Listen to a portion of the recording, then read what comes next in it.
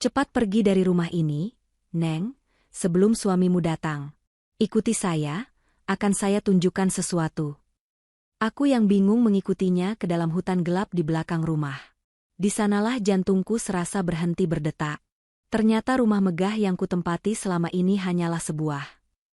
Sebelum ceritanya dimulai, silahkan tulis di kolom komentar dari daerah mana saja teman-teman yang menonton cerita ini. Jangan lupa like dan subscribe agar channel ini bisa semakin berkembang dan bisa mempersembahkan cerita yang lebih menarik lagi. Perjalanan itu terasa seperti transisi antara dua dunia.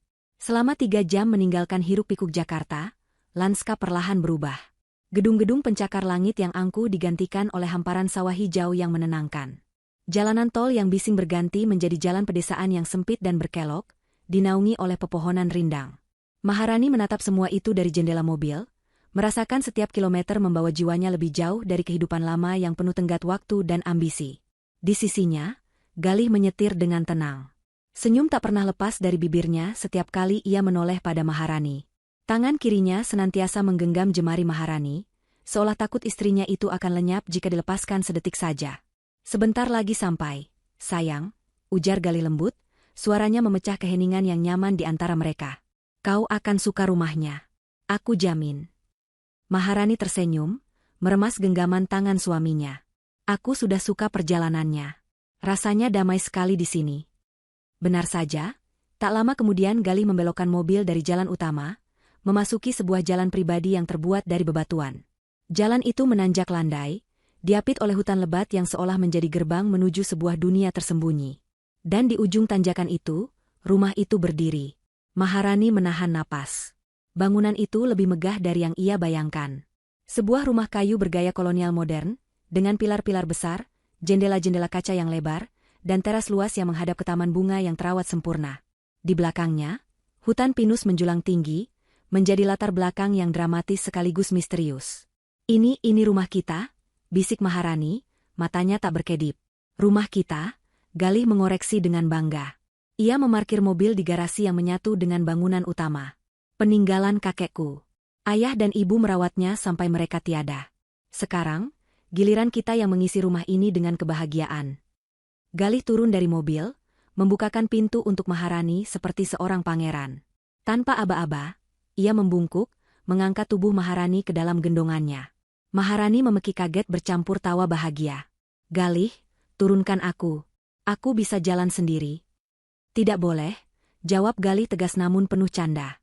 Seorang ratu harus dibawa masuk ke istananya untuk pertama kali. Ia membawa Maharani melewati teras, melintasi ambang pintu utama yang terbuat dari kayu jati kokoh.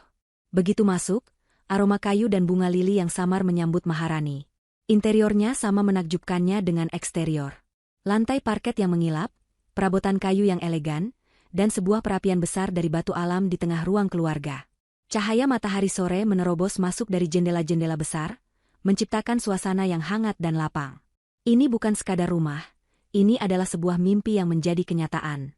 Mimpinya bersama Galih. Saat Galih menurunkannya, seorang lelaki tua muncul dari pintu samping yang sepertinya terhubung ke taman. Lelaki itu kurus, kulitnya legam terbakar matahari, dan garis-garis di wajahnya menunjukkan usia dan kerja keras. Ia mengenakan kemeja lusuh dan celana panjang yang warnanya sudah pudar. Itu pasti Pak Tarno, tukang kebun yang diceritakan Galih. Pak Tarno, kenalkan, ini Maharani, istri saya, kata Galih dengan ramah. Pak Tarno mengangguk pelan, tangannya yang kapalan ngatup di depan dada. Selamat datang di rumah ini, Mbak Maharani. Maharani tersenyum lebar. Panggil saja Rani, Pak. Senang bertemu dengan Bapak. Ia mengulurkan tangan, bermaksud untuk bersalaman. Gerakan Pak Tarno terasa ragu. Ia menatap uluran tangan Maharani sejenak, lalu melirik cepat ke arah Galih, sebelum akhirnya menyambutnya dengan sentuhan yang dingin dan cepat. Sorot matanya aneh. Ada kesedihan yang mendalam di sana, dan sesuatu yang lain, sesuatu yang mirip dengan rasa cemas. Ia tidak membalas senyum Maharani, dan segera menarik tangannya kembali. Taman di belakang sudah saya rapikan, Mas Galih. Rumputnya juga sudah dipotong. Lapornya pada Galih, suaranya datar dan ia menghindari kontak mata dengan Maharani. Terima kasih, Pak. Besok tolong periksa kembali petunia di dekat kolam, ya. Sepertinya butuh pupuk, sahut Galih. Pak Tarno hanya mengangguk lagi, lalu pamit undur diri lewat pintu yang sama tempat ia masuk. Kehadirannya yang singkat meninggalkan jejak keheningan yang sedikit canggung. Maharani merasakan atmosfer hangat di ruangan itu sedikit memudar. Sikap Pak Tarno terasa ganjil, tidak seperti keramahan penduduk desa yang ia bayangkan. Dia memang pendiam, kata Galih, seolah bisa membaca pikiran Maharani. Sudah bekerja di sini sejak aku kecil. Dia hanya butuh waktu untuk terbiasa dengan wajah baru. Maharani mengangguk, memutuskan untuk tidak memikirkannya lebih jauh. Mungkin Pak Tarno hanya seorang pemalu. Ia kembali fokus pada keindahan rumah itu. Galih mengajaknya berkeliling, menunjukkan kamar tidur utama mereka yang memiliki balkon pribadi menghadap hutan, dapur modern yang luas, dan perpustakaan kecil yang nyaman dengan koleksi buku-buku tua. Semua sempurna. Dan ini, kata Galih saat mereka menuruni beberapa anak tangga menuju sebuah area di bawah lantai utama, adalah ruang bawah tanah. Biasanya kami gunakan untuk gudang anggur dan menyimpan barang-barang yang tidak terpakai. Udara di ruang bawah tanah terasa jauh lebih dingin dan sedikit lembab. Dindingnya terbuat dari batu alam yang kokoh, dan hanya ada beberapa bola lampu temaram yang meneranginya. Di salah satu sisi, rak-rak kayu berisi botol-botol anggur yang berdebu. Di sisi lain, tumpukan perabotan lama yang ditutupi kain putih. Namun, perhatian Maharani tertuju pada sebuah pintu di dinding paling ujung. Pintu itu berbeda dari pintu lain di rumah itu. Terbuat dari kayu ek yang tebal dan berwarna gelap, dengan engsel besi tempa yang besar dan sebuah gembok kuningan raksasa yang sudah berkarat. Pintu apa itu? Tanya Maharani, rasa penasarannya terusik. Senyum Galih sedikit menegang. Ia berjalan mendekati pintu itu, menyentuh permukaan kayunya yang kasar. Oh, ini hanya gudang tua.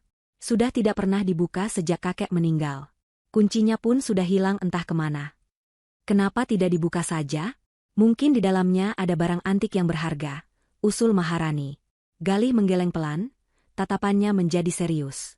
Ia berbalik menghadap Maharani dan memegang kedua bahunya. Dengar, sayang. Ayahku pernah berpesan, ruangan itu adalah satu-satunya tempat di rumah ini yang tidak boleh diganggu. Katanya, itu adalah cara kita menghormati privasi kakek. Jadi, aku ingin memintamu satu hal. Apapun yang terjadi, jangan pernah buka pintu ini, ya? Anggap saja pintu ini tidak ada. Ini demi menjaga kenangan orang tuaku tetap tenang. Nada bicara Galih lembut, tetapi ada ketegasan di dalamnya yang tidak bisa dibantah. Permintaannya terdengar masuk akal, sebuah cara untuk menghormati leluhur.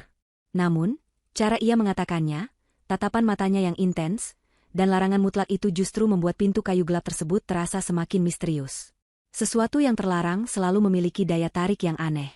Maharani merasa ada sedikit getaran aneh saat menatap gembok berkarat itu. Baiklah, jawab Maharani akhirnya, menyunggingkan senyum untuk menutupi rasa penasarannya. Tentu saja aku tidak akan membukanya. Mereka pun naik kembali ke atas, ke ruangan yang hangat dan terang.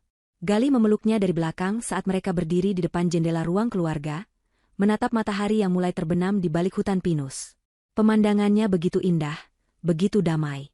Maharani menyandarkan kepalanya di dada Galih, menghirup aroma parfum suaminya yang menenangkan. Ia berusaha menghapus citra pintu gelap dan tatapan aneh Pak Tarno dari benaknya. Ia ada di sini untuk memulai hidup baru yang bahagia. Ia tidak akan membiarkan hal-hal kecil mengganggu kebahagiaan itu. Namun, jauh di dalam benaknya, sebuah benih keraguan yang sangat kecil telah ditanam. Sebuah pertanyaan tanpa suara tentang apa yang sebenarnya ada di balik pintu yang terkunci itu. 3 hari pertama adalah murni kebahagiaan. Maharani terbangun setiap pagi oleh kicauan burung dan aroma kopi yang diseduh oleh Galih. Mereka sarapan di teras, menikmati udara pagi yang sejuk dan pemandangan taman bunga yang bermandikan cahaya matahari. Siangnya, Maharani sibuk menata barang-barang mereka, memberikan sentuhan pribadinya pada setiap sudut rumah, sementara Galih menyelesaikan beberapa pekerjaan dari laptopnya di ruang kerja. Mereka benar-benar hidup dalam gelembung impian yang mereka ciptakan sendiri, jauh dari polusi dan tekanan kehidupan kota. Rumah itu seolah memeluk mereka dengan kehangatan dan ketenangan. Namun, pada malam ketiga, saat gelembung itu mulai terasa nyaman, sebuah tusukan kecil mulai terasa. Saat itu tengah malam, Galih sudah tertidur pulas di sampingnya. Maharani terbangun karena suara aneh. Itu bukan suara jangkrik atau desau angin. Itu adalah suara gesekan yang ritmis dan pelan, seperti kuku yang digaruk di atas permukaan kayu. Krek, krek, krek. Suara itu sepertinya berasal dari dalam dinding di sisi tempat tidurnya. Maharani menahan napas, menajamkan pendengarannya. Suara itu berhenti, lalu mulai lagi. Ia membangunkan Galih dengan lembut. Galih, kamu dengar itu? Galih membuka mata dengan malas. Dengar apa, sayang? Suara itu. Seperti ada yang menggaruk-garuk di dalam dinding. Bisik Maharani, rasa takut mulai merayapinya. Galih terdiam sejenak, mendengarkan. Tentu saja, saat ia mendengarkan, suara itu berhenti. Ia tersenyum mengantuk dan menarik Maharani ke dalam pelukannya. Mungkin hanya tikus, atau cabang pohon yang tertiup angin dan menggesek dinding luar. Ini rumah tua di tengah hutan, sayang. Banyak suara aneh yang akan kau dengar. Tidurlah lagi. Penjelasan Galih sangat logis. Sangat menenangkan. Maharani pun memejamkan mata dan mencoba mempercayainya. Tapi suara itu tidak terdengar seperti tikus. Terlalu pelan, terlalu teratur. Namun, ia tidak mau terlihat seperti istri penakut yang baru pindah dari kota. Ia membiarkan dirinya terlelap dalam dekapan hangat suaminya. Keesokan harinya, kejanggalan lain muncul. Saat sedang menyiapkan makan siang di dapur, Maharani mencium aroma yang sangat khas. Aroma dupa. Wanginya samar, tetapi jelas ada. Ia berkeliling rumah, berpikir mungkin Galih membakar aromaterapi, tetapi ia tidak menemukan sumbernya. Saat ia kembali ke dapur, aroma itu sudah lenyap, digantikan oleh wangi tumisan bawang. Ia mengernyitkan dahi. Mungkin indera penciumannya hanya sedang mempermainkannya. Sore itu, dari jendela perpustakaan di lantai 2, ia melihat Pak Tarno sedang bekerja di taman. Gerakannya terlihat aneh. Lelaki tua itu berjalan di sekeliling batas rumah, sambil menaburkan sesuatu dari kantong kecil yang dibawanya. Itu bukan pupuk. Warnanya putih dan butirannya kasar, seperti garam. Ia melakukannya dengan cepat dan sembunyi-sembunyi, sesekali melirik ke arah rumah seolah takut terlihat. Maharani merasa semakin bingung. Untuk apa menaburkan garam di sekeliling rumah? Ia memutuskan untuk menghampirinya. Ia butuh jawaban, atau setidaknya sebuah percakapan normal untuk meredakan perasaannya yang tidak menentu. Ia turun dan menghampiri Pak Tarno yang sedang mencabuti rumput liar. Sore, Pak Tarno. Sedang sibuk, ya? Sapa Maharani seramah mungkin. Pak Tarno terperanjat. Ia bangkit berdiri dan mengelap tangannya yang kotor ke celananya. Iya, Mbak. Saya lihat tadi Bapak menaburkan sesuatu di pekarangan. Itu untuk apa ya, Pak? Pupuk jenis baru? Wajah Pak Tarno langsung berubah tegang. Ia tidak menatap Maharani, melainkan membuang muka ke arah hutan. Oh, itu cuma obat hama biasa, Mbak. Biar semut tidak naik ke rumah. Jawabannya terdengar gugup dan terburu-buru. Oh, begitu, kata Maharani, pura-pura percaya. Ngomong-ngomong, Pak, rumah ini kan sudah cukup tua, ya? Apakah biasa kalau malam hari suka ada suara-suara aneh? Seperti suara gesekan di dinding? Pertanyaan itu membuat Pak Tarno membeku sesaat. Tangannya yang sedang memegang cangkul kecil menegang. Ia menelan ludah dengan susah payah sebelum menjawab, suaranya nyaris berbisik. Rumah tua memang begitu, Mbak.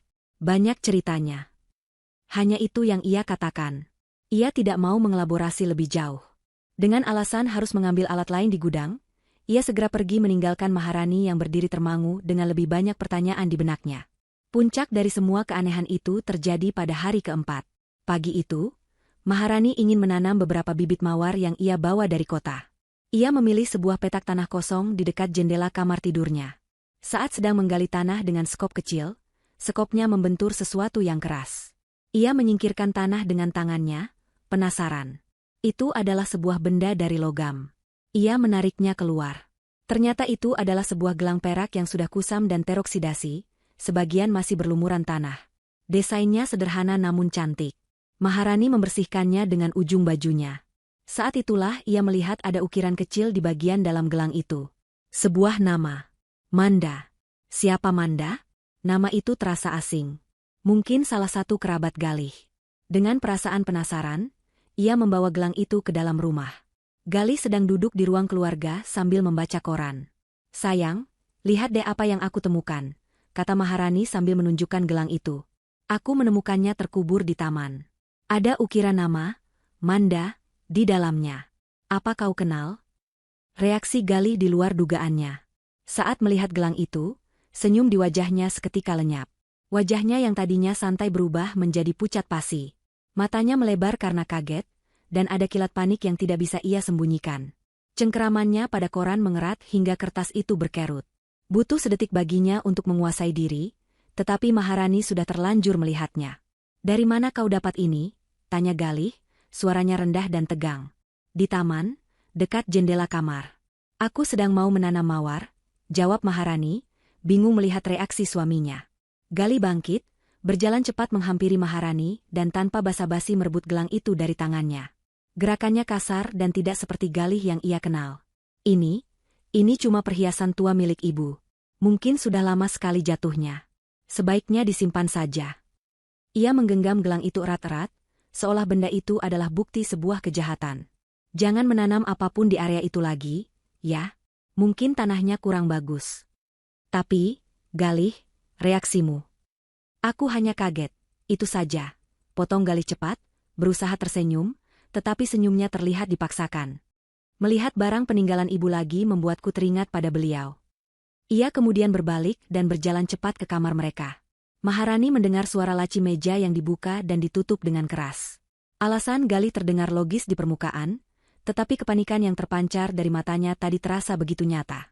Itu bukan reaksi seseorang yang terkejut melihat barang kenangan. Itu adalah reaksi seseorang yang rahasianya baru saja nyaris terbongkar. Malam itu, suasana di meja makan terasa berbeda. Galih berusaha bersikap normal, bahkan lebih perhatian dari biasanya, tetapi Maharani bisa merasakannya. Ada dinding tak kasat mata yang tiba-tiba muncul di antara mereka. Saat suara gesekan di dalam dinding kembali terdengar malam itu, lebih jelas dari sebelumnya, Maharani tidak lagi membangunkan Galih. Ia hanya berbaring diam dalam gelap, matanya terbuka lebar, memandangi langit-langit. Surga kecilnya kini terasa seperti sebuah sangkar emas yang indah, namun penuh dengan teka-teki yang mengganggu. Dan ia merasa, nama, Manda, adalah salah satu kunci untuk membuka teka-teki itu. Hari kelima diawali dengan keheningan yang berat. Galih berangkat pagi-pagi sekali, mengatakan ada urusan mendadak di kantor cabang di kota terdekat yang mengharuskannya lembur hingga malam. Biasanya, Maharani akan merasa sedikit sedih ditinggal sendirian, tetapi hari ini, ia justru merasakan kelegaan. Ia butuh waktu untuk sendiri, untuk berpikir, untuk mencoba memahami semua kejanggalan yang telah merusak kedamaian hatinya. Rumah yang tadinya terasa hangat kini, seolah memiliki sudut-sudut gelap yang mengawasinya. Setiap derit lantai kayu atau desau angin di luar jendela membuatnya tersentak. Siang itu, ia mencoba menyibukkan diri. Ia membersihkan perpustakaan, menata ulang buku-buku di rak, berharap rutinitas bisa mengusir pikiran-pikiran buruknya. Namun, pikirannya terus kembali pada 3 hal. Suara garukan di dinding, reaksi panik Galih saat melihat gelang bertuliskan nama Manda, dan sikap Pak Tarno yang penuh rahasia. Ketiganya terasa saling terkait, membentuk sebuah pola misterius yang tidak bisa ia pecahkan. Ia merasa seperti sedang berdiri di depan sebuah pintu teka-teki, tetapi semua petunjuk yang ia miliki tertulis dalam bahasa yang tidak ia mengerti. Sore harinya, saat sedang menyiram tanaman di teras depan, ia melihat Pak Tarno sedang bersiap-siap untuk pulang. Lelaki tua itu mengemasi peralatannya ke dalam gudang kecil di samping garasi. Ini adalah kesempatannya. Maharani menguatkan hati dan berjalan menghampirinya. Kali ini, ia tidak akan membiarkan lelaki itu menghindar. "Pak Tarno," panggilnya, suaranya lebih tegas dari biasanya. Lelaki tua itu berhenti, punggungnya menghadap Maharani. Ia tampak ragu untuk berbalik. "Saya mau bertanya sesuatu, dan saya mohon Bapak mau menjawabnya dengan jujur," lanjut Maharani, berdiri hanya beberapa langkah di belakangnya. "Siapa Manda?" Tubuh Pak Tarno menegang. Ia diam untuk waktu yang sangat lama, cukup lama hingga Maharani berpikir ia tidak akan menjawab. Akhirnya, ia berbalik. Wajahnya terlihat lebih tua dari usianya, dipenuhi guratan kesedihan dan ketakutan yang mendalam. Matanya yang sayu menatap Maharani dengan ekspresi yang sulit diartikan. "Mbak sebaiknya tidak bertanya tentang hal itu," desisnya pelan, suaranya serak. "Ada hal-hal di rumah ini yang lebih baik dibiarkan terkubur. Lupakan nama itu. Demi keselamatan Mbak sendiri." "Bagaimana saya bisa melupakannya, Pak?" Suami saya bereaksi aneh. Bapak juga bersikap aneh. "Saya mendengar suara-suara di malam hari. Saya berhak tahu apa yang terjadi di rumah ini. Ini rumah saya juga sekarang." Suara Maharani sedikit bergetar, campuran antara frustrasi dan rasa takut. Pak Tarno melangkah lebih dekat, matanya bergerak liar mengawasi sekeliling, seolah takut ada yang mendengar percakapan mereka. "Dengar, Mbak," bisiknya dengan nada mendesak. "Saya tidak bisa bicara banyak. Tapi saya mohon, hati-hati. Terutama di malam hari. Jangan terlalu percaya pada apapun yang Mbak lihat atau dengar. Dan jangan pernah, sekali-kali, mendekati pintu di ruang bawah tanah itu. Setelah mengucapkan kalimat itu, ia bergegas mengambil sepeda tuanya dan mengayuhnya menjauh dari rumah dengan cepat, meninggalkan Maharani yang berdiri gemetar. Peringatannya yang samar justru terdengar jauh lebih mengerikan daripada penjelasan apapun.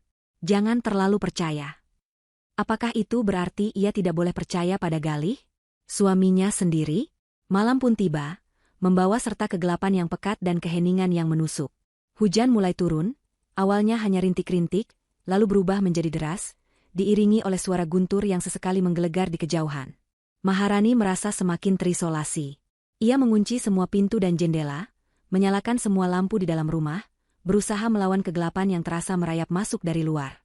Ia mencoba menelepon Galih, tetapi panggilannya langsung masuk ke kotak suara. Mungkin tidak ada sinyal karena hujan deras. Sekitar tengah malam, saat hujan sedikit mereda, ia mendengar suara itu lagi. Suara garukan dari dalam dinding kamarnya. Kali ini lebih keras, lebih panik, lebih putus asa. Krek, krek, krek, krek. Seolah seseorang atau sesuatu di dalam sana sedang berusaha mati-matian untuk keluar. Jantung Maharani berdebar kencang. Bulu kuduknya meremang. Ia menarik selimut hingga menutupi kepalanya, mencoba meredam suara itu, tetapi percuma. Suara itu kini terasa begitu dekat, begitu nyata. Tiba-tiba, di tengah suara garukan itu, ia mendengar suara lain. Ketukan di pintu belakang yang menuju ke dapur. Awalnya pelan, lalu semakin keras dan mendesak. Tok, tok, tok, tok, tok, tok. Siapa yang datang bertamu tengah malam begini di tengah hujan? Mungkinkah Galih sudah pulang? Tapi kenapa ia mengetuk pintu belakang dan tidak menggunakan kuncinya? Dengan hati berdebar, Maharani turun dari tempat tidur. Ia mengambil sebuah payung besar yang tergeletak di sudut kamar sebagai senjata darurat. Perlahan, ia menuruni tangga. Setiap anak tangga berderit seolah mengejek keberaniannya yang tipis. Ia berjalan melewati ruang keluarga yang temaram, menuju dapur. Ketukan itu masih terdengar, tidak sabar dan panik. Ia mengintip dari jendela kecil di pintu. Jantungnya nyaris berhenti berdetak. Di luar, basah kuyup oleh hujan, berdiri Pak Tarno. Wajahnya pucat pasi di bawah cahaya lampu teras yang redup. Matanya melotot, napasnya terengah-engah seolah baru saja berlari maraton. Keringat dingin bercampur dengan air hujan membasahi wajahnya yang keriput. Ia terlihat sangat ketakutan. Maharani ragu sejenak. Apa yang dilakukan lelaki tua itu di sini selarut ini? Tapi melihat ekspresi teror di wajahnya, Maharani tahu ini bukan kunjungan biasa. Ia membuka kunci dan sedikit menggeser pintu.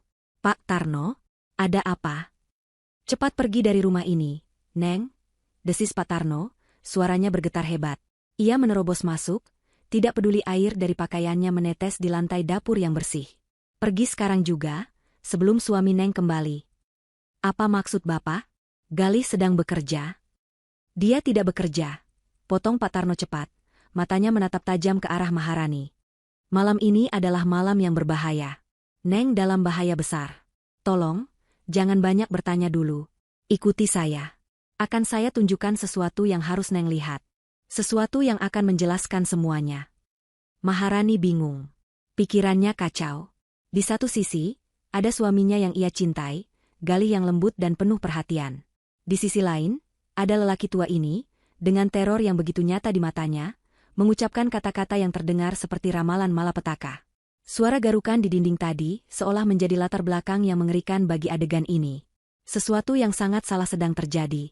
Rasa penasarannya, yang dipupuk oleh kejanggalan selama berhari-hari, akhirnya mengalahkan rasa takut dan keraguannya. Ia harus tahu kebenarannya. Baik, Pak, kata Maharani, suaranya lebih mantap dari yang ia duga. Saya ikut. Pak Tarno mengangguk lega. Jangan bawa apa-apa. Pakai jaket saja. Kita harus cepat. Maharani bergegas mengambil jaket di ruang depan. Saat ia kembali, Pak Tarno sudah menunggunya di pintu belakang, memegang sebuah senter besar yang menyala. Anehnya, alih-alih membawanya ke arah jalan raya untuk kabur, Pak Tarno justru menarik lengannya dan membawanya berlari menyeberangi taman belakang yang basah. Mereka berlari menuju satu-satunya tempat yang dilarang keras oleh Galih. Mereka berlari menembus tirai hujan, masuk lebih dalam ke hutan lebat di belakang rumah. Hutan di malam hari adalah dunia yang sama sekali berbeda. Kegelapan begitu pekat hingga terasa padat, seolah bisa disentuh. Satu-satunya sumber cahaya adalah sorot senter Pak Tarno yang bergoyang-goyang, menciptakan bayangan-bayangan menakutkan dari pepohonan yang menjulang seperti monster-monster purba. Hujan telah sedikit mereda, menyisakan tetesan air dari dedaunan yang jatuh di kepala dan bahu mereka, terasa dingin seperti jari-jari es. Tanah becek dan licin, membuat setiap langkah menjadi perjuangan. Maharani harus berusaha keras untuk mengimbangi langkah cepat Pak Tarno yang, meskipun sudah tua, bergerak dengan lincah seolah sudah hafal setiap jengkal jalan setapak yang nyaris tak terlihat itu. "Kita mau kemana, Pak?" tanya Maharani, terengah-engah. Napasnya membentuk uap putih di udara yang dingin. "Sebentar lagi, Neng. Neng harus melihatnya sendiri. Kalau hanya saya ceritakan, Neng tidak akan pernah percaya," jawab Pak Tarno tanpa menoleh. Genggamannya di pergelangan tangan Maharani mengerat, memberinya sedikit kekuatan. Mereka terus berjalan menembus semak belukar yang basah dan rimbun. Suara-suara hutan di malam hari terdengar, seperti bisikan-bisikan misterius. Ranting-ranting pohon seolah menggapai-gapai, mencoba menahan mereka. Maharani bisa merasakan jantungnya berdetak liar di dalam dadanya, bukan hanya karena lelah, tetapi juga karena campuran antara antisipasi dan ketakutan yang luar biasa. Apa yang begitu penting di tengah hutan ini, hingga Pak Tarno mempertaruhkan segalanya untuk menunjukkannya? Setelah berjalan sekitar 10 menit, yang terasa seperti 1 jam, Pak Tarno akhirnya berhenti. Ia memberi isyarat agar Maharani diam. Mereka berdiri di balik sebuah pohon besar yang batangnya ditumbuhi lumut. Dari celah dedaunan, Maharani bisa melihat sebuah tanah lapang kecil di depan mereka. Pak Tarno mematikan senternya, membuat kegelapan kembali menelan mereka sepenuhnya. "Lihat," bisik Pak Tarno, suaranya nyaris tak terdengar. Ia menunjuk ke depan.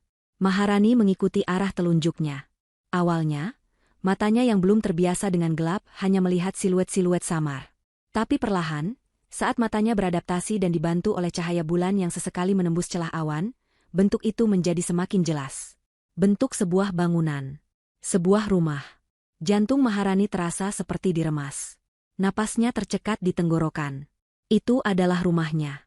Rumah dengan pilar-pilar besar, jendela-jendela lebar, dan teras yang luas. Siluetnya tidak mungkin salah. Tapi, ada yang salah. Sangat salah. Rumah di hadapannya ini adalah versi mimpi buruk dari rumah yang baru saja ia tinggalkan. Rumah itu berdiri dengan angkuh namun sekarat. Cat putihnya sudah mengelupas di mana-mana, menampakkan kayu lapuk di baliknya yang berwarna kehitaman karena lembab. Sulur-sulur tanaman liar merambat di dinding dan pilar-pilarnya seperti pembuluh darah yang menjalar, beberapa bahkan sudah masuk melalui jendela-jendela yang kacanya pecah dan menganga seperti mata kosong yang gelap. Atapnya sebagian telah runtuh, meninggalkan lubang menganga ke langit malam. Taman yang seharusnya indah kini hanyalah padang ilalang dan semak berduri. Hawa dingin yang memancarkan aura kesedihan dan kebusukan menguar dari bangunan itu, menusuk hingga ke tulang. Maharani menutup mulutnya dengan tangan, berusaha menahan pekikan ngeri. Tubuhnya membeku, kakinya terasa seperti terpaku ke tanah. Pikirannya berputar, mencoba memproses apa yang dilihatnya. Ini tidak mungkin. Bagaimana bisa ada 2 rumah yang identik di tempat ini? Seolah mengerti kebingungan Maharani, Pak Tarno menyalakan kembali senternya, namun kali ini ia tidak mengarahkannya ke rumah tua di depan mereka. Ia mengarahkan sorot lampu itu ke belakang, ke arah mereka datang. Melalui celah pepohonan, sekitar 100 meter jauhnya, mereka bisa melihat rumah yang satu lagi. Rumah yang ditinggali Maharani. Rumah itu terang benderang. Lampunya menyala di setiap ruangan, tampak hangat, bersih, dan sempurna. Sebuah mercusuar kebahagiaan di tengah kegelapan. Pemandangan 2 rumah itu, yang baru dan yang lama, yang terang dan yang gelap, yang hidup dan yang mati, menciptakan kontras yang begitu mengerikan hingga membuat perut Maharani mual. "Apa-apa ini?" bisik Maharani, suaranya gemetar tak terkendali. Pak Tarno menarik napas dalam-dalam. Wajahnya terlihat sedih saat ia menatap Maharani. "Rumah yang Neng tinggali itu palsu," katanya dengan suara pelan namun jelas, setiap kata terasa seperti sebuah pukulan. "Itu hanya panggung yang dibangun suami Neng di depan rumah aslinya." Dunia Maharani seakan runtuh saat itu juga. "Panggung?" Kata itu menggema di kepalanya. Seluruh kebahagiaannya selama ini, rumah impiannya, kehidupannya yang sempurna bersama Galih, semuanya hanya sebuah panggung sandiwara? Dibangun untuk apa? "Pak, untuk apa semua ini?" tanyanya. Air mata mulai menggenang di pelupuk matanya. Pak Tarno menatap rumah tua yang terbengkalai itu dengan tatapan penuh duka. Dibangun untuk menyembunyikan neraka yang ada di dalamnya. Ia kemudian mulai berjalan perlahan menuju rumah tua itu, memberi isyarat agar Maharani mengikutinya. Dengan kaki yang terasa berat seperti timah, Maharani melangkah, ditarik oleh kekuatan tak terlihat untuk mengetahui kebenaran yang mengerikan di balik semua ini. Setiap langkah mendekati rumah itu, hawa dingin semakin menusuk dan bau apek bercampur bau tanah basah semakin kuat. Mereka tiba di teras rumah tua itu. Pintu utamanya tergantung miring di salah satu selnya. Dengan sedikit dorongan, Pak Tarno membukanya. Suara deritnya yang keras terdengar memekakan telinga di keheningan malam. Pak Tarno mengarahkan senternya ke dalam. Apa yang dilihat Maharani membuatnya ingin berbalik dan lari sejauh mungkin. Bagian dalamnya 100 kali lebih buruk dari luarnya. Lantainya dipenuhi debu tebal dan daun-daun kering yang terbawa angin. Sarang laba-laba menggantung di setiap sudut seperti kain kafan. Perabotannya hancur dan terbalik, seolah telah terjadi pertarungan hebat di sana. Namun, bukan itu yang paling menakutkan. Yang paling menakutkan adalah dinding-dindingnya. Dinding yang seharusnya bercat putih itu kini penuh dengan coretan-coretan aneh. Simbol-simbol yang tidak ia kenali, dan tulisan-tulisan yang sepertinya ditulis dengan panik menggunakan arang. Ada satu tulisan yang terus berulang di mana-mana, di dinding, di lantai, bahkan di langit-langit. Tolong. Rumah ini bukan untuk ditinggali, Neng, kata Pak Tarno, suaranya bergetar karena emosi yang tertahan. Ini adalah panggungnya. Maharani menatap sekeliling dengan ngeri, lalu menatap Pak Tarno dengan tatapan memohon penjelasan. Panggung untuk apa, Pak? Pak Tarno mematikan senternya sejenak. Panggung untuk sebuah ritual. Kata, ritual, menggantung di udara yang dingin dan apek, terasa berat dan penuh dengan makna yang mengerikan. Maharani merasakan gelombang rasa mual yang kedua, kali ini lebih hebat. Kakinya lemas hingga ia harus berpegangan pada kusen pintu yang lapuk agar tidak jatuh. Pikirannya menolak untuk menerima, tetapi matanya tidak bisa berbohong. Rumah ini bukan sekadar bangunan tua yang terbengkalai.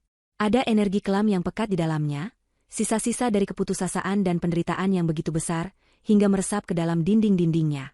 Pak Tarno menyalakan kembali senternya, sorot cahayanya menari-nari di antara kehancuran, menyorot detail-detail yang membuat bulu kuduk berdiri. Goresan-goresan panjang di lantai kayu, seolah bekas kuku yang diseret paksa.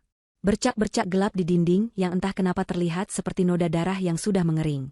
Di sudut ruangan, sebuah boneka porselen tergeletak dengan wajah retak dan satu mata hilang, menatap kosong ke langit-langit yang bocor. Ikut saya, kata Pak Tarno pelan. Ia berjalan lebih dalam, langkahnya hati-hati, seolah tidak ingin membangunkan sesuatu yang tertidur di sana. Maharani, meskipun seluruh instingnya berteriak untuk lari, memaksakan kakinya untuk mengikuti. Ia harus tahu. Ia harus mengerti kenapa hidupnya tiba-tiba berubah menjadi sebuah fragmen dari film horor. Pak Tarno membawanya melewati ruang keluarga yang hancur, menuju sebuah koridor gelap. Bau busuk dan anyir yang samar semakin menusuk hidung. Mereka berhenti di depan sebuah pintu. Pintu ini pun penuh dengan simbol-simbol aneh yang digambar dengan arang. Lebih banyak dan lebih rumit daripada yang ada di dinding luar. Pak Tarno mendorongnya perlahan. Pintu itu terbuka tanpa suara. Anehnya tidak seperti pintu depan yang berderit keras. Ruangan di dalamnya adalah sebuah ruang kerja atau perpustakaan, sama berantakannya dengan ruangan lain. Buku-buku berserakan di lantai, halamannya sobek dan menguning. Namun, di salah satu dinding yang masih utuh, tergantung serangkaian bingkai foto. Foto-foto pernikahan hitam putih dari era yang berbeda-beda. Pengantin pria di setiap foto memiliki garis wajah yang tegas dan senyum tipis yang sama. Senyum yang kini Maharani kenali sebagai senyum keluarga Galih. Lihat, bisik Pak Tarno, mengarahkan cahaya senternya ke foto-foto itu satu persatu. Maharani mendekat. Foto pertama berasal dari awal tahun 1900-an, menunjukkan seorang pria berkumis dengan pakaian adat Jawa di samping seorang wanita muda dengan kebaya. Foto berikutnya dari era yang lebih modern, mungkin tahun 50-an, lalu 70-an, dan seterusnya. Polanya selalu sama. Seorang pria dari garis keturunan Galih dengan seorang wanita yang tampak muda dan cantik. Tapi ada satu detail yang membuat darah Maharani terasa membeku. Di setiap foto, wajah sang pengantin wanita telah dicoret-coret dengan kasar menggunakan tinta merah, digores begitu dalam hingga merusak kertas fotonya. Seolah seseorang berusaha menghapus eksistensi mereka. Ini leluhur Galih? Tanya Maharani, suaranya hampir tidak terdengar. Benar, jawab Pak Tarno. Dan ini adalah istri-istri mereka. Wanita-wanita muda dan penuh harapan yang dibawa ke rumah ini, sama seperti Neng. Cahaya senter kemudian berhenti pada bingkai terakhir di ujung barisan. Bingkai itu lebih baru, fotonya berwarna. Di dalamnya, seorang Galih yang lebih muda, tersenyum lebar ke arah kamera. Di sampingnya, Berdiri seorang wanita cantik berambut panjang dengan gaun pengantin sederhana. Wajah wanita itu familiar. Maharani pernah melihatnya, di dalam penglihatan kilatnya saat menyentuh gagang pintu rumah ini. Wanita di foto itu adalah Manda. Tidak seperti foto-foto lainnya, wajah Manda tidak dicoret. Fotonya masih utuh. Namun, di bawah bingkai itu, di atas meja kecil yang berdebu, tergeletak sebuah spidol merah yang sudah kering. Dia istri pertama suamimu, kata Pak Tarno pelan, seolah sedang membicarakan arwah. Dia menghilang tepat 3 tahun yang lalu di malam seperti ini. Maharani menatap foto Manda, lalu beralih ke spidol merah itu. Sebuah kesadaran yang mengerikan mulai terbentuk di benaknya. Spidol itu belum sempat digunakan. Sesuatu telah terjadi sebelum wajah Manda sempat dicoret seperti para pendahulunya. Apa yang terjadi pada mereka semua? Pak, apa maksud Bapak dengan ritual? Desak Maharani, suaranya kini menuntut jawaban. Pak Tarno menghela napas panjang, napas seseorang yang telah memikul beban berat terlalu lama. Ia mengajak Maharani duduk di sebuah peti kayu tua, satu-satunya benda yang masih utuh di ruangan itu. Ia pun mulai bercerita. Keluarga suami Neng. Mulainya, bukan keluarga biasa. Sejak buyutnya, mereka terikat oleh sebuah perjanjian. Perjanjian dengan sesuatu yang gelap dan kuno, yang bersemayam di tanah ini jauh sebelum rumah ini dibangun. Perjanjian itu memberikan mereka kekayaan, kesuksesan, dan pengaruh yang luar biasa. Maharani mendengarkan dalam diam, setiap kata terasa menusuknya. Tapi, lanjut Pak Tarno, semua itu ada harganya. Harga yang sangat mahal, yang harus dibayar dengan darah. Setiap generasi, pewaris laki-laki dari keluarga ini harus mempersembahkan satu nyawa kepada entitas itu untuk memperbarui perjanjian. Dan nyawa yang diminta adalah nyawa istrinya sendiri. Dada Maharani terasa sesak, seolah semua udara telah diisap keluar dari paru-parunya. Tumbal. Ia adalah calon tumbal. Rumah ini, kata Pak Tarno sambil menunjuk sekeliling, adalah altarnya. Dan rumah baru yang indah itu, ia melirik ke arah luar, adalah kandang emasnya. Dibangun oleh ayah Mas Galih. Tujuannya untuk menipu, untuk membuat sang calon korban merasa nyaman, dicintai, dan benar-benar aman. Mereka dibiarkan hidup dalam kebahagiaan palsu selama beberapa hari, sampai tiba waktunya. Malam di mana bulan bersinar paling terang setelah pernikahan mereka. Maharani teringat suara garukan di dinding. Itu bukan tikus. Itu adalah Manda. Arwahnya yang terperangkap, berusaha mati-matian memperingatkannya. Orang tua Mas Galih mereka berbeda. Kenang Pak Tarno, matanya menerawang. Ibunya tahu tentang kutukan ini. Dia mencoba melawan. Ayahnya, meskipun takut, sangat mencintai istrinya. Mereka berdua mencoba melarikan diri, tetapi gagal. Entitas itu terlalu kuat. Mereka meninggal dalam sebuah kecelakaan mobil beberapa tahun setelahnya. Sejak itu, Mas Galih yang mewarisi semuanya. Kekayaan, rumah ini, dan juga kutukan ini. Jadi Galih, dia tahu semua ini? Dia menikahiku hanya untuk? Maharani tidak sanggup menyelesaikan kalimatnya. Hatinya hancur berkeping-keping. Pria yang ia cintai, pria yang setiap hari mengatakan mencintainya, ternyata adalah seorang monster yang sedang menggemukkan korbannya sebelum disembelih. Pak Tarno mengangguk sedih. Keserakahan telah membutakannya. Ia memilih untuk melanjutkan tradisi terkutuk itu. Sama seperti yang ia lakukan pada Manda. Lalu kenapa Manda menghilang? Kenapa fotonya tidak dicoret? Karena Manda tahu, jawab Pak Tarno. Sama seperti Neng, dia mulai merasakan kejanggalan. Dia menemukan beberapa catatan lama milik Ibu Mas Galih yang disembunyikan. Dia mencoba kabur di malam ritualnya. Tapi Mas Galih menangkapnya. Saya melihatnya. Wajah Pak Tarno menampakkan penyesalan yang dalam. Saya terlalu takut untuk menolong. Saya hanya bersembunyi dan melihatnya menyeret Manda ke ruang bawah tanah. Ia bangkit, seolah tak tahan lagi duduk diam. Ayo, Neng harus lihat tempat terakhirnya.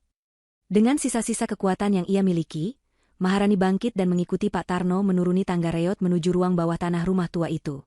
Tempat itu jauh lebih gelap dan lembab daripada ruang bawah tanah di rumah baru. Dan di sanalah ia melihatnya. Pintu kayu yang sama persis dengan yang ada di rumahnya. Tapi pintu yang ini tidak terkunci. Pak Tarno membukanya. Di baliknya bukanlah gudang, melainkan sebuah ruangan kecil berdinding batu tanpa jendela. Di tengah ruangan, ada sebuah altar dari batu dengan ukiran simbol-simbol aneh yang sama seperti di dinding. Di atas altar, ada noda-noda gelap yang sudah menghitam. Di lantai di sekeliling altar, terpasang rantai-rantai besi yang berkarat. Ini adalah ruang ritual. Tempat di mana para istri dari foto-foto itu menemui ajal mereka. Tempat di mana Manda seharusnya dikorbankan. Malam itu, Manda melawan dengan sekuat tenaga. Bisik Pak Tarno. Terjadi pergulatan hebat. Dalam kekacauan itu, Manda berhasil melukai Mas Gali dan kabur melalui sebuah terowongan rahasia yang ada di belakang altar. Terowongan itu sudah ada sejak lama, jalan darurat yang dibuat oleh kakek saya. Tapi dia terluka parah. Saya menemukannya pingsan di ujung terowongan di tepi hutan. Saya membawanya ke desa, dan dengan bantuan beberapa orang, kami mengirimnya pergi jauh dari sini. Kami menyebarkan berita bahwa dia hilang di telan hutan. Mas Gali tidak pernah tahu kalau Manda selamat. Maharani menatap ruangan itu dengan ngeri, membayangkan perjuangan Manda. Mas Gali sangat marah karena gagal. Entitas itu murka. Sejak itu, rumah ini menjadi semakin terkutuk. Itulah kenapa dia membangun rumah baru. Untuk menutupi semua ini dan memastikan korban berikutnya tidak akan curiga, dan tidak akan bisa kabur semudah Manda. Pak Tarno kemudian menunjuk sebuah kalender tua yang tergantung di dinding batu, halamannya terkoyak dan penuh debu. Ia mengarahkan senternya ke sana. Sebuah tanggal dilingkari dengan tinta merah. Tanggal hari ini, ritualnya harus dilakukan sebelum fajar, kata Pak Tarno dengan suara bergetar. Dan malam ini adalah malamnya. Malam untuk Neng, Maharani. Kesunyian yang mengikuti kata-kata Pak Tarno terasa lebih memekakan daripada jeritan manapun. Fajr. Kata itu kini terdengar seperti vonis mati. Maharani menatap kalender yang dilingkari itu, lalu ke altar batu di tengah ruangan. Udara terasa semakin dingin, seolah dinding-dinding itu sendiri sedang mengembuskan napas kematian. Semua potongan teka-teki kini berada di tempatnya, membentuk sebuah gambar yang begitu mengerikan hingga melampaui imajinasi terliarnya. Cinta yang ia rasakan dari Gali hanyalah sebuah kebohongan yang direncanakan dengan rapi. Setiap kata manis, setiap pelukan hangat, setiap janji masa depan, semuanya adalah bagian dari sandiwara untuk menenangkannya, untuk membuatnya patuh, untuk membawanya ke altar ini tanpa perlawanan. Pengkhianatan itu terasa seperti pisau panas yang menusuk jantungnya, lebih menyakitkan daripada rasa takut itu sendiri. Air mata yang tadinya hanya menggenang kini mengalir deras di pipinya. Air mata untuk cinta palsu dan untuk hidupnya yang kini berada di ujung tanduk. Tapi di tengah keputusasaan itu, sebuah percikan api yang lain menyala. Kemarahan. Kemarahan yang membara pada Gali atas penipuannya, pada keluarga ini atas tradisi brutal mereka, dan pada dirinya sendiri karena telah begitu buta. Ia tidak akan berakhir seperti wanita-wanita di foto itu. Ia tidak akan menjadi korban berikutnya. Kita harus pergi dari sini, kata Maharani. Suaranya yang tadinya bergetar kini terdengar tegas. Ia menyeka air matanya dengan kasar. Sekarang juga. Pak Tarno mengangguk.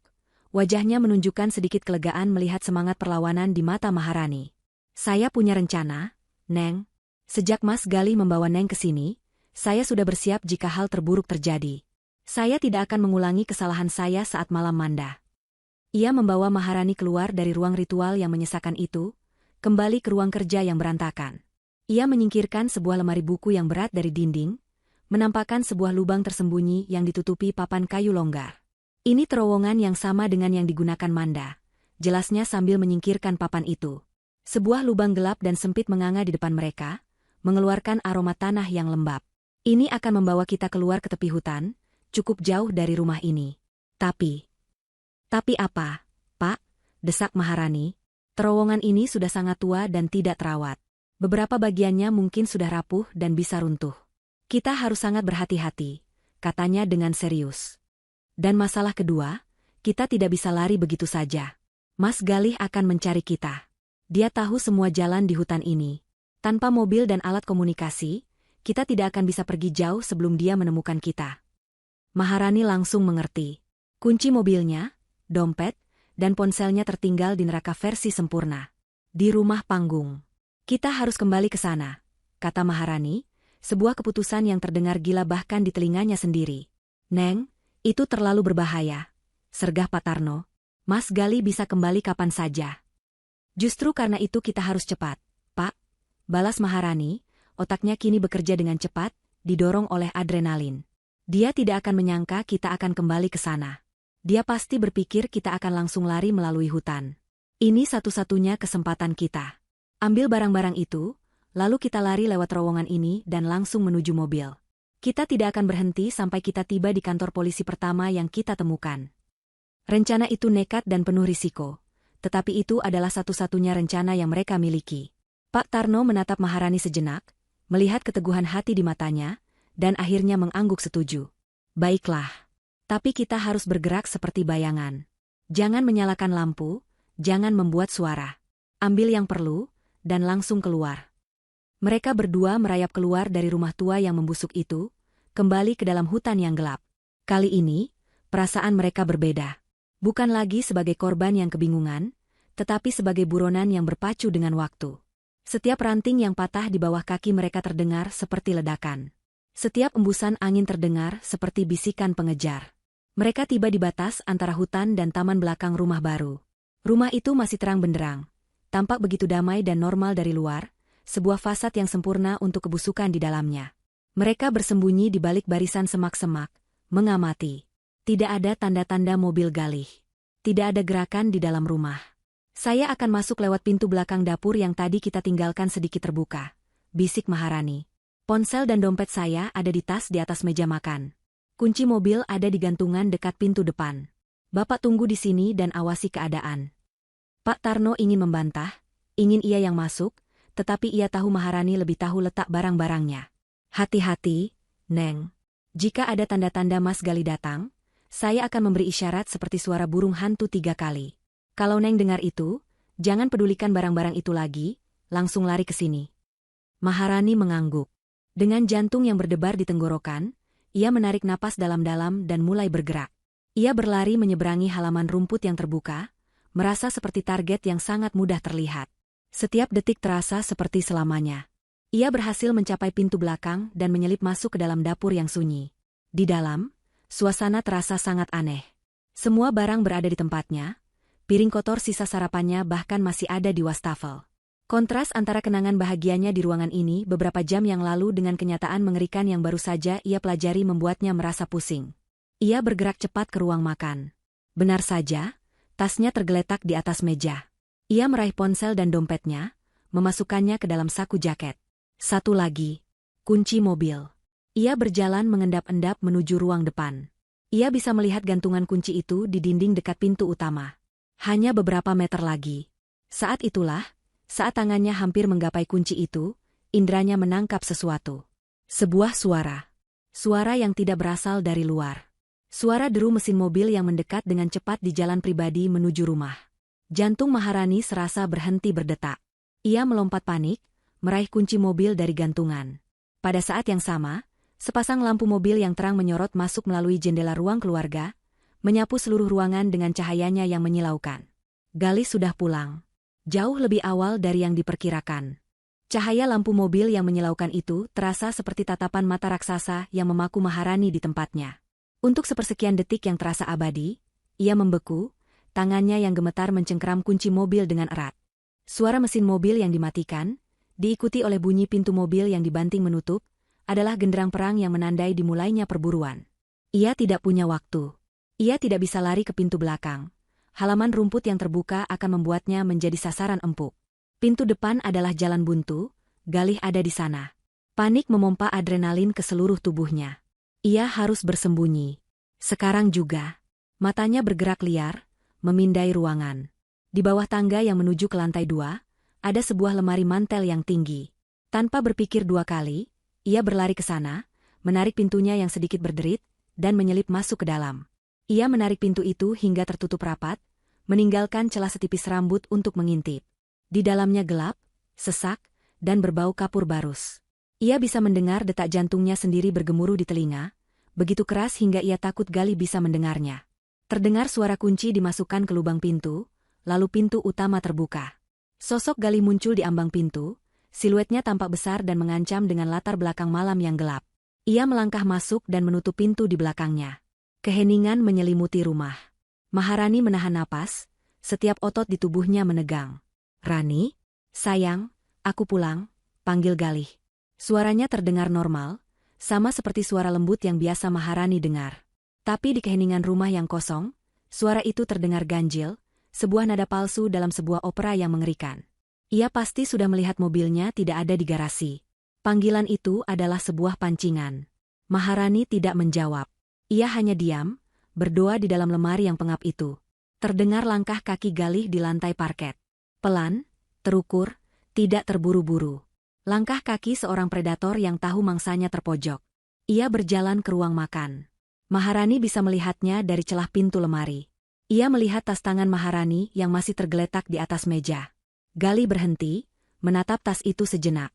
Lalu ia menoleh, matanya menyapu seluruh ruangan, berhenti sejenak di gantungan kunci dekat pintu depan yang kini kosong. "Rani," panggilnya lagi. Kali ini, nada lembut itu sedikit berkurang, digantikan oleh hawa dingin yang menusuk.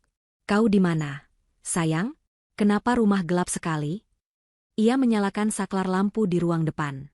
Cahaya terang yang tiba-tiba membanjiri ruangan membuat Maharani menyipitkan mata. Kini ia merasa lebih terekspos. Galih mulai berjalan, memeriksa setiap ruangan di lantai bawah.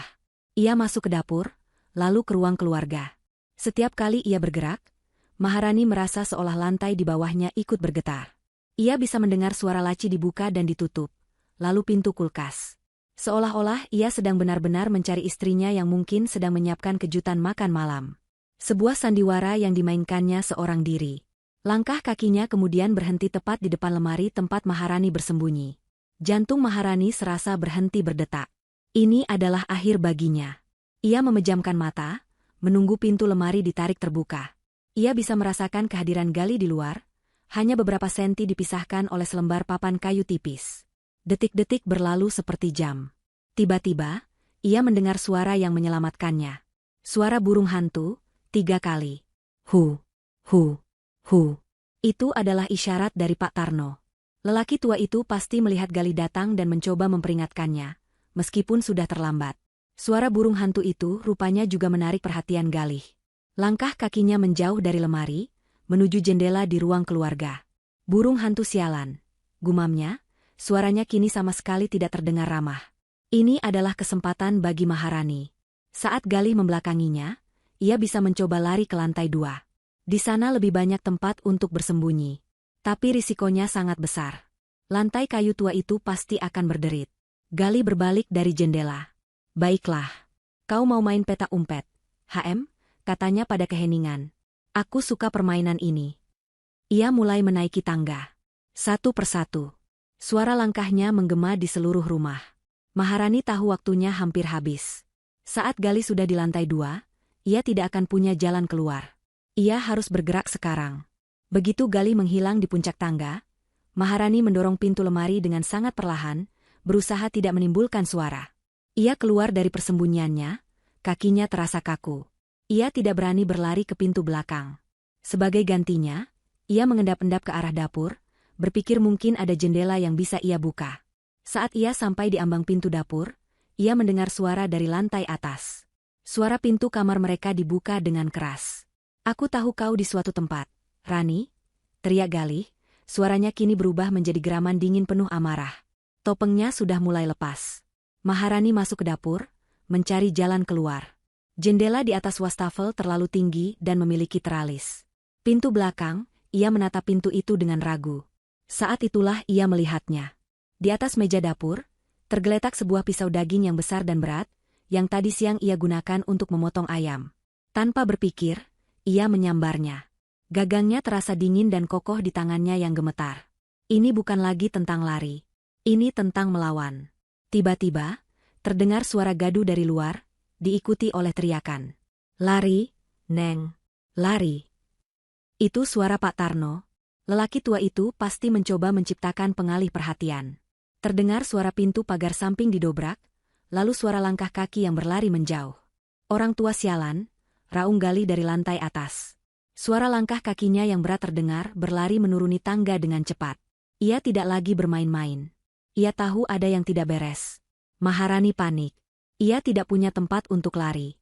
Ia berbalik, membelakangi meja dapur, mengangkat pisau itu dengan kedua tangannya, siap untuk menghadapi apapun yang akan datang. Galih muncul di ambang pintu dapur, napasnya memburu dan matanya berkilat karena amarah. Wajahnya bukan lagi wajah suami yang ia kenal. Itu adalah wajah seorang monster. Saat melihat Maharani berdiri di sana dengan pisau di tangan, ekspresinya berubah dari marah menjadi senyum sinis yang mengerikan. "Nah, itu dia istriku," katanya mengejek. Akhirnya mau keluar dari persembunyianmu? Dan lihat, kau bahkan membawa hadiah untukku. Ia mulai berjalan perlahan mendekati Maharani, merentangkan tangannya seolah ingin memeluk. Jangan mendekat, pekik Maharani, mengacungkan pisau itu ke depan. Aku serius, Galih. Jangan paksa aku. Oh, aku percaya kau serius, sahut Galih, terus melangkah maju. Tapi kau pikir benda itu bisa menghentikanku? Kau tidak tahu apa yang sedang kau hadapi, Rani. Saat jarak mereka hanya tinggal 1 meter, Maharani mengayunkan pisaunya dengan putus asa. Galih bergerak dengan kecepatan yang tidak wajar. Ia mengelak dengan mudah, lalu dengan satu gerakan cepat, ia menangkap pergelangan tangan Maharani, memelintirnya dengan keras. Rasa sakit yang tajam menjalar di lengan Maharani, membuatnya menjerit dan melepaskan pisau itu. Pisau itu jatuh ke lantai dengan bunyi dentang yang memekakan. Dalam sekejap, Galih sudah memegang kedua tangannya, mendorong tubuhnya ke dinding dengan keras hingga kepala Maharani terbentur. Bintang-bintang kecil menari di depan matanya. Kau benar-benar merepotkan, desis Galih di dekat telinganya, napasnya berbau asam. Seharusnya kau tetap menjadi domba manis yang penurut, Maharani. Saat itulah, sebuah bayangan bergerak cepat dari pintu samping. Pak Tarno, yang ternyata tidak lari jauh, menerjang masuk sambil membawa sebuah cangkul kecil dari gudang. Lepaskan dia, brengsek, teriaknya, mengayunkan cangkul itu ke arah punggung Galih. Namun, Galih sepertinya memiliki indera keenam. Ia berbalik, masih mencengkeram Maharani, dan menangkap gagang cangkul itu di udara. Dengan satu sentakan kuat, ia merebut cangkul itu dari tangan Pak Tarno. Lelaki tua itu terhuyung kaget. Sebelum ia sempat bereaksi, Galih mendorong Maharani ke samping dan menghantamkan sisi tumpul cangkul itu ke kepala Pak Tarno. Bug! Suara itu terdengar mengerikan. Pak Tarno terdiam sesaat. Matanya yang terbelalak menatap Maharani, lalu tubuhnya ambruk ke lantai seperti karung beras, tidak bergerak lagi. Genangan darah perlahan mulai melebar dari bawah kepalanya. Tidak! Jerit Maharani, suaranya pecah. Ia mencoba merangkak ke arah Pak Tarno, tetapi Galih menarik rambutnya dengan kasar, memaksanya untuk berdiri. Sekarang tidak ada lagi yang bisa menolongmu, geram Galih. Cengkeramannya begitu kuat, begitu menyakitkan. Ia mulai menyeret Maharani yang meronta-ronta keluar dari dapur. Kau sudah merusak malam yang seharusnya indah ini. Sekarang, kita terpaksa melakukan ritual ini dengan cara yang sedikit kasar. Perlawanan Maharani sia-sia. Tenaga Galih terasa berlipat ganda, seolah amarah telah memberinya kekuatan iblis. Setiap rontaan, setiap cakaran, setiap teriakan hanya dibalas dengan cengkeraman yang lebih erat dan seretan yang lebih kasar. Ia diseret melewati ruang keluarga, melewati sofa nyaman tempat mereka pernah duduk berpelukan sambil menonton film, melewati meja kopi tempat ia pernah meletakkan secangkir teh hangat untuk suaminya. Setiap jengkal rumah yang tadinya terasa penuh cinta kini ternoda oleh kekerasan dan pengkhianatan. Kenangan-kenangan indah itu kini terasa seperti duri yang menusuk hatinya. Ia diseret menuruni tangga menuju ruang bawah tanah. Udara dingin dan lembab langsung menyergapnya, terasa kontras dengan kehangatan di lantai atas. Pintu ruang bawah tanah dibanting menutup di belakang mereka, meredam suaranya yang terus berteriak minta tolong, menyisakan mereka berdua dalam keheningan yang mencekam, hanya diterangi oleh beberapa bola lampu temaram. Kau lihat?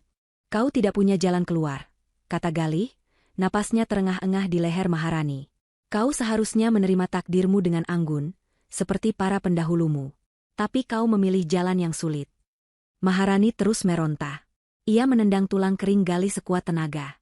Galih menggeram kesakitan tetapi tidak melepaskannya. Sebaliknya, ia mendorong Maharani ke dinding batu yang dingin, menahan kedua tangannya di atas kepalanya dengan satu tangan. Dengan tangan lainnya, ia merogoh sakunya dan mengeluarkan sebuah kunci. Kunci tua yang besar dan berkarat. Hati Maharani mencelos. Itu pasti kunci untuk pintu kayu ek di ujung ruangan. Pintu terlarang. Galih menyeretnya ke depan pintu itu. Gembok kuningan raksasa yang tadinya tampak begitu kokoh kini terlihat seperti mainan di tangan Galih. Ia memasukkan kunci itu, memutarnya dengan susah payah. Terdengar bunyi klik yang keras dan memuaskan saat mekanisme tua di dalam gembok itu akhirnya menyerah. Galih melepas gembok itu dan melemparkannya ke lantai.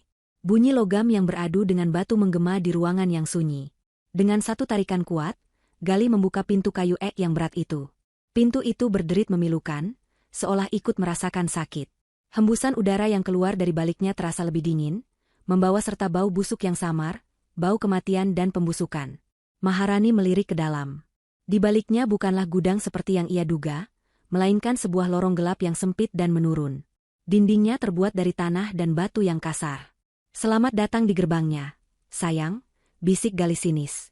"Kau tahu, ayahku cukup pintar. Dia tahu ruang altar di rumah tua itu adalah sumber kekuatannya. Jadi, alih-alih menghindarinya, ia justru membangun jalan pintas. Sebuah lorong penghubung rahasia dari rumah baru yang aman ini, langsung ke jantungnya. Praktis, bukan? Tidak perlu menyeret korban melewati hutan." Maharani menatap lorong gelap itu dengan ngeri. Jadi ini rencananya? Ia akan diseret melalui jalan ini menuju altar batu di rumah sebelah. Menuju kematiannya. Keputusasaan nyaris menelannya hidup-hidup. Tapi kemudian ia teringat wajah Pak Tarno yang terbaring tak berdaya, wajah Manda di foto, dan wajah-wajah wanita lain yang dicoret dengan tinta merah. Tidak. Ia tidak akan membiarkan Galih menang. Saat itu, sebuah kesempatan muncul. Galih, yang mungkin terlalu percaya diri, sedikit melonggarkan cengkeramannya pada Maharani untuk meraih saklar di dinding di dalam lorong. Ia bermaksud menyalakan lampu di dalam sana. Momen sepersekian detik itu adalah satu-satunya kesempatan yang dimiliki Maharani. Dengan sisa-sisa tenaga yang ia miliki, didorong oleh insting bertahan hidup yang paling primitif, ia melakukan hal yang tak terduga. Alih-alih mencoba berbalik dan lari ke atas, ia mengerahkan seluruh berat badannya dan mendorong ke depan, tepat ke arah Galih. Arg! Galih, yang sedang lengah dan posisinya tidak seimbang, terhuyung kaget. Ia tidak menyangka akan mendapat serangan balik. Ia tersandung mundur, masuk lebih dalam ke lorong yang gelap. Dorongan Maharani begitu kuat, hingga Galih kehilangan pijakan di tangga yang menurun dan jatuh terjengkang ke dalam kegelapan. Maharani tidak menyia-nyiakan waktu. Begitu Galih jatuh, ia langsung berbalik dan menarik pintu kayu ek yang berat itu dengan sekuat tenaga. Pintu itu terasa sangat berat, tetapi adrenalin memberinya kekuatan super. Galih, yang sudah sadar dari keterkejutannya, meraung marah dari dalam. "Maharani, jangan berani-beraninya kau." Ia mendengar suara Galih yang bergegas bangkit dan berlari kembali ke arah pintu. Maharani mengerang, menarik pintu itu dengan seluruh jiwa dan raganya. Tepat saat pintu hampir tertutup, tangan Galih berhasil menyelinap keluar dari celah, jari-jarinya yang kuat mencoba menahan pintu. Maharani menjerit, tetapi tidak melepaskan tarikannya. Ia membantingkan tubuhnya ke pintu, menggunakan berat badannya untuk menekan jari-jari Galih. Terdengar suara tulang berderak yang mengerikan, diikuti oleh jeritan kesakitan yang melengking dari Galih. Tangannya ditarik kembali ke dalam. Blam! Pintu kayu itu akhirnya terbanting menutup dengan suara yang menggelegar. Dengan napas yang memburu dan tangan yang gemetar hebat, Maharani meraba-raba mencari lubang kunci. Ia tidak bisa menguncinya kembali tanpa gembok. Ia melihat sekeliling dengan panik. Di dekat tumpukan perabotan lama, ada sebatang linggis besi yang tergeletak. Ia menyambarnya, berlari kembali ke pintu, dan menyisipkan ujung linggis itu di antara gagang pintu yang besar dan sebuah pipa besi yang menonjol dari dinding batu di sebelahnya. Itu bukan kunci, tapi cukup kuat untuk menahan pintu untuk sementara. Gedebuk, gedebuk, gedebuk. Pintu itu bergetar hebat. Galih menggedornya dari dalam dengan amarah membabi buta. "Buka pintu ini, Jalang. Kau tidak akan bisa lari. Aku akan menemukanmu dan membuatmu menyesal telah lahir." Teriakannya yang teredam terdengar seperti geraman binatang buas. Maharani mundur selangkah, menatap pintu yang bergetar itu dengan ngeri. Ia telah berhasil menjebak sang monster. Tapi ia tahu, jebakan ini tidak akan bertahan lama. Pintu kayu setebal apapun tidak akan mampu menahan amukan Galih selamanya. Ia sendirian. Pak Tarno terbaring pingsan, atau mungkin lebih buruk, di lantai atas. Dan Fajar sebentar lagi akan tiba. Ia telah memenangkan satu pertempuran kecil, tetapi perang untuk hidupnya baru saja memasuki babak yang paling berbahaya. Ia harus keluar dari rumah ini. Ia harus mencari bantuan. Dan ia harus melakukannya sebelum monster di balik pintu itu berhasil melepaskan diri. Untuk beberapa saat, Maharani hanya bisa berdiri di sana, di ruang bawah tanah yang dingin, punggungnya menempel di dinding batu.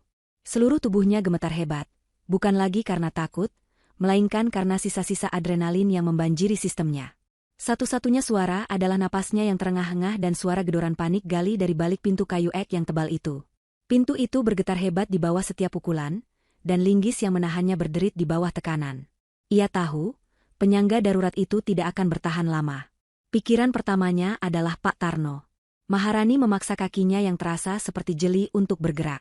Ia berlari menaiki tangga, kembali ke lantai utama yang sunyi. Pemandangan di dapur membuatnya kembali merasakan gelombang kepedihan. Pak Tarno masih terbaring persis di tempatnya jatuh. Tidak bergerak, di tengah genangan darahnya sendiri. Maharani berlutut di sisinya. Dengan tangan gemetar ia memeriksa denyut nadi di leher lelaki tua itu. Ada. Lemah dan tidak teratur, tetapi ada. Ia masih hidup. Harapan yang rapuh itu memberinya kekuatan. Ia harus mengeluarkan Pak Tarno dari sini. Tapi bagaimana?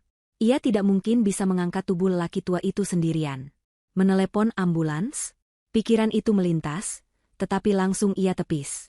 Berapa lama waktu yang dibutuhkan ambulans untuk menemukan rumah terpencil ini? 10 menit? 20? Gali bisa mendobrak pintu itu kapan saja. Dan apa yang akan ia katakan pada petugas medis? Bahwa suaminya mencoba membunuhnya sebagai bagian dari ritual keluarga? Mereka akan menganggapnya gila. Tidak. Polisi dan ambulans bukanlah solusi. Bukan sekarang. Ia menatap keluar jendela dapur, ke arah taman belakang yang gelap. Di kejauhan, tersembunyi di balik pepohonan, siluet rumah tua yang reot itu seolah balas menatapnya. Di sanalah sumber dari semua ini. Altar. Perjanjian. Kutukan.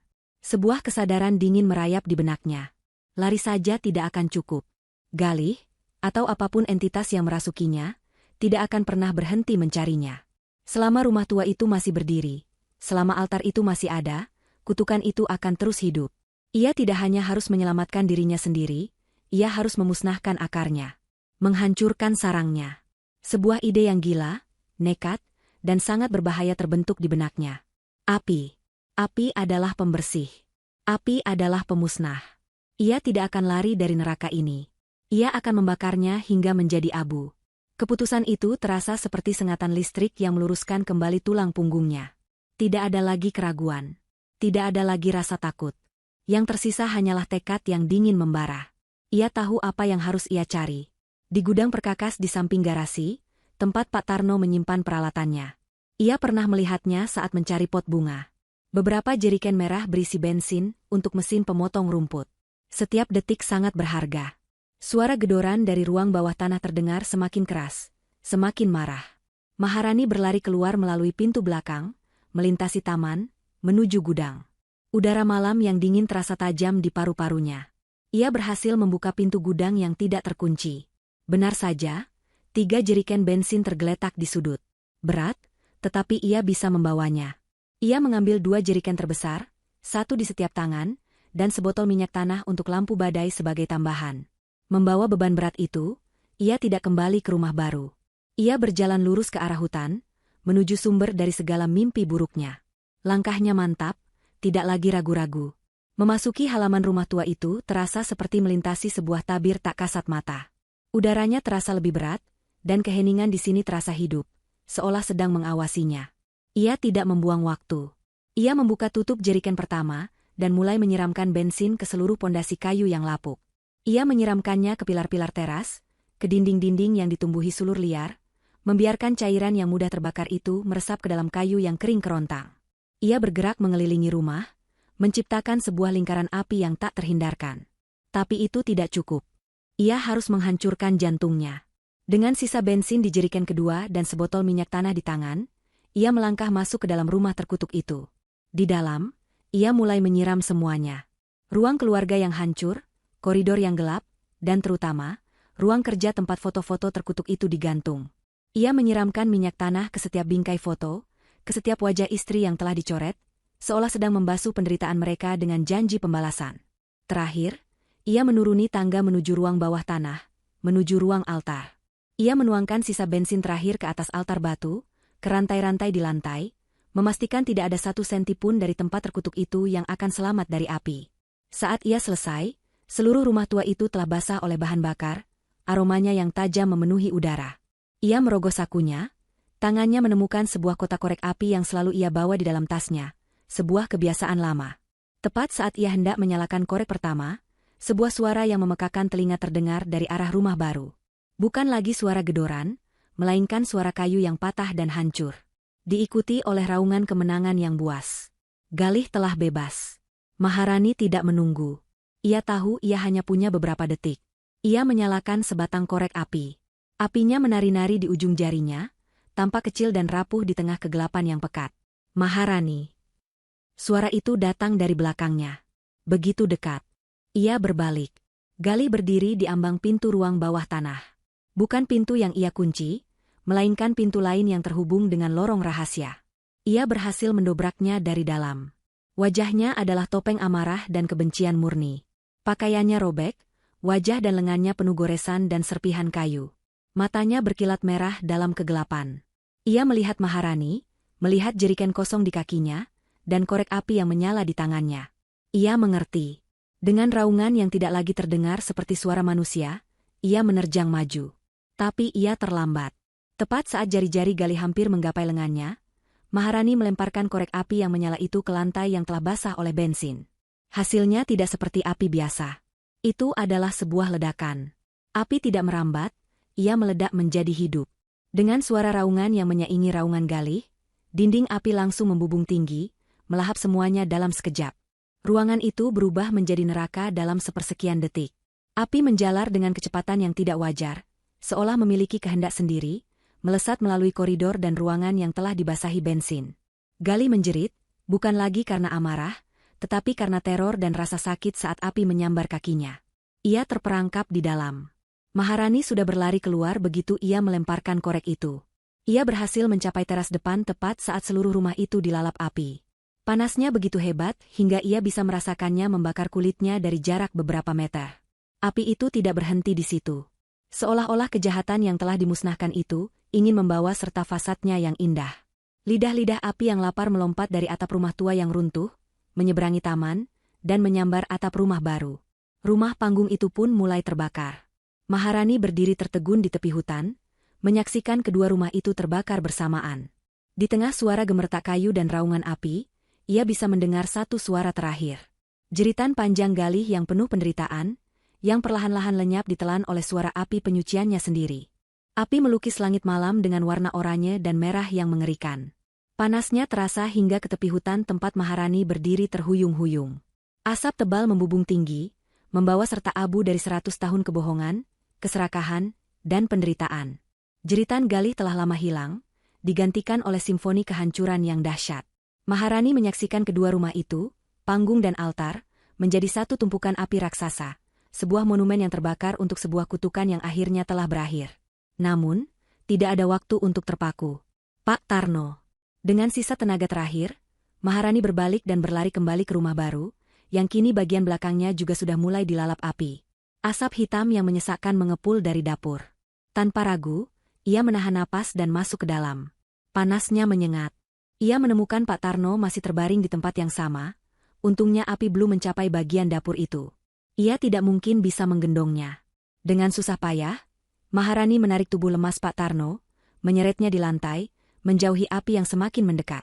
Punggungnya terasa seperti akan patah, otot-ototnya menjerit, tetapi ia tidak berhenti. Ia menyeretnya keluar dari pintu belakang, melintasi taman, dan terus menjauh hingga mereka tiba di tempat yang cukup aman di balik pepohonan. Di sanalah ia ambruk di samping Pak Tarno, terbatuk-batuk hebat, menghirup udara malam yang segar dalam-dalam. Pak Tarno mulai mengerang pelan, tanda-tanda ia mulai sadar. Neng, apa yang? SSSD. Bapak aman sekarang, bisik Maharani, menepuk-nepuk pundak lelaki tua itu. Semuanya sudah berakhir. Mereka berdua, korban yang selamat, duduk dalam diam di tepi hutan, hanya ditemani oleh cahaya dari api unggun raksasa yang tadinya adalah rumah mereka. Menjelang fajar, saat kobaran api mulai sedikit mereda dan langit di timur mulai berubah warna dari hitam menjadi ungu pucat, suara lain memecah keheningan. Suara sirene yang meraung-raung di kejauhan, semakin lama semakin dekat. Seseorang pasti telah melihat api itu. Bantuan sedang dalam perjalanan. Maharani tahu ia tidak bisa berada di sini saat mereka tiba. Tidak akan ada yang percaya ceritanya. Ia akan menjadi tersangka utama. Ia membantu Pak Tarno untuk berdiri. Lelaki tua itu masih sangat lemah, tetapi sudah bisa berjalan dengan dipapah. Kita harus pergi, Pak, kata Maharani. Mereka berjalan tertatih-tatih menuju gudang perkakas yang tidak tersentuh api. Sepeda tua Pak Tarno masih ada di sana. Dengan susah payah, Maharani membantu Pak Tarno naik ke sepeda, sementara ia sendiri memegang setang dan mendorongnya. Mereka menyusuri jalan pribadi yang berbatu itu, menjauh dari reruntuhan yang berasap dan suara sirene yang semakin mendekat. Mereka menghilang ke dalam jalan pedesaan yang sepi, tepat saat fajar pertama menyingsing. 6 bulan kemudian, di sebuah kota pesisir yang kecil dan tenang, ratusan kilometer jauhnya, seorang wanita dengan rambut pendek sebahu duduk di sebuah warung sederhana yang menghadap ke laut. Namanya Rani, setidaknya itu nama yang ia gunakan sekarang. Kulitnya sedikit lebih gelap karena terbakar matahari, dan ada ketenangan di matanya yang tidak ada di sana sebelumnya. Ia bekerja sebagai pelayan di warung itu, sebuah kehidupan yang sederhana dan jujur. Pagi itu, saat sedang mengelap meja, ia melihat seorang pelanggan meninggalkan koran lokal. Rasa penasaran mendorongnya untuk mengambil dan membacanya. Ia membuka-buka halaman, sampai matanya menangkap sebuah artikel kecil di kolom berita lama, kasus kebakaran misterius di villa terpencil ditutup. Artikel itu mengulas kembali kebakaran hebat yang terjadi 6 bulan lalu. Pihak berwenang dibuat bingung oleh penemuan pondasi 2 rumah di satu properti. Penyelidikan menemukan sisa-sisa ritual yang tidak dapat dijelaskan di reruntuhan bangunan yang lebih tua. Ditemukan juga beberapa fragmen tulang yang hangus terbakar, yang setelah dianalisis secara tidak meyakinkan, dianggap sebagai sisa-sisa pemilik properti, Galih Pramono. Karena tidak adanya saksi atau bukti pembakaran sengaja, kasus itu ditutup dan dinyatakan sebagai kecelakaan tragis. Maharani melipat koran itu dengan perlahan. Sebuah senyum tipis tersungging di bibirnya. Selesai. Benar-benar selesai. Keesokan harinya, saat ia mengambil surat di kotak pos kecil di depan kamar sewanya, ada sebuah kartu pos. Gambarnya adalah pemandangan sawah hijau yang damai. Tidak ada alamat pengirim, hanya tulisan tangan yang sedikit gemetar namun rapi. Terima kasih, Neng. Saya sekarang tinggal bersama cucu saya di desa. Semoga hidupmu kini damai. Tidak ada nama, tapi Maharani tahu itu dari siapa. Ia memegang kartu pos itu erat-erat. Air mata menggenang di matanya, tetapi kali ini bukan air mata kesedihan atau ketakutan. Itu adalah air mata kelegaan. Ia berjalan ke pantai di seberang jalan. Matahari pagi baru saja mulai terbit, melukis langit dengan warna keemasan. Ia berdiri di tepi air, membiarkan ombak kecil membasahi kakinya. Ia menatap matahari terbit itu, fajar kemenangannya. Ia bukan lagi korban yang lari. Ia bukan lagi penyintas yang bersembunyi. Ia adalah seorang pejuang yang telah menghadapi iblisnya, membakar nerakanya sendiri, dan berjalan keluar dari abunya untuk menyambut hari yang baru. Hidupnya kini adalah miliknya seutuhnya. Dan untuk pertama kalinya setelah sekian lama, ia merasa benar-benar bebas.